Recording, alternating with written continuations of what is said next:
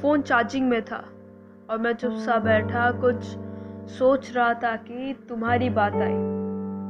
वो तुमसे बातें करना, साथ चलना याद आई। पहली मुलाकात और कुछ साल पहले लड़ाई की जो बात। हमारे बीच लड़ाई होती थी हद से ज़्यादा। तब पूरा एक प्लेट अकेला खाता था, ना कि आधा। वो सब छोटी छोटी बातों पर उनमें तुम्हारा रूठना और मेरा मनाना जाहिर सी बात था।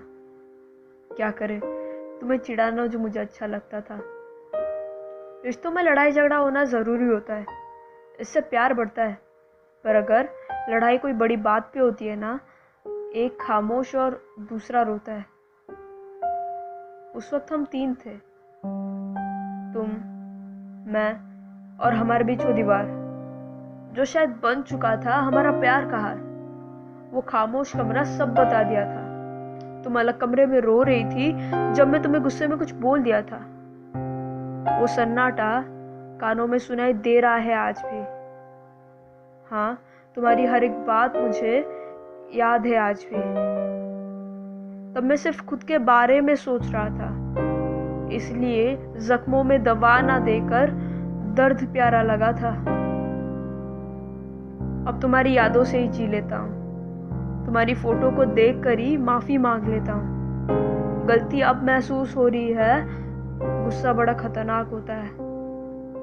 लफ्जों को कम मत समझना, इनमें ताकत बहुत होता है। उस वक्त अगर गुस्से में ना होकर सॉरी बोल दिया होता तो शायद तुम मेरे पास होते और तुम्हारे साथ बीते हुए कुछ हसीन लम्हे मेरे साथ होते।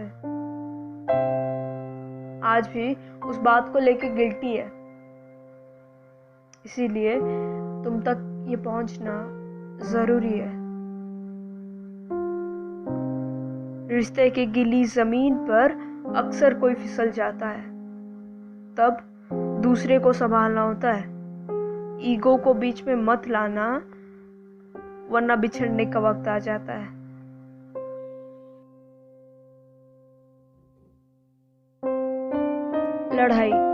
लड़ाई जब अपनों से होता है ना, उस लड़ाई को वहीं पे रोक दो। एक बार अपने मन को अच्छी तरह से समझा दो। तुम्हारी लड़ाई या ईगो से ज्यादा उनका वक्त, उनका साथ तुम्हें जरूरी है। अगर वो रूठे तो तुम्हारा मनाना भी जरूरी है। यार, अगर वो अपना ही नहीं रहेगा तो उनकी गलतियों का क्या करोगे? जाने दो, वरना खुद को आखिर में अकेला पाओगे।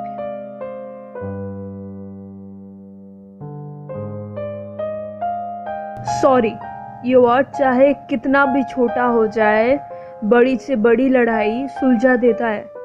जो दूरी बनी है मिसअंडरस्टैंडिंग से, ईगो से, लड़ाई से, वो मिटा देता है। और एक बात, जो मज़ा अपनों के आगे झुक कर आता है ना, वो मज़ा लड़ाई जीत कर भी नहीं आता है।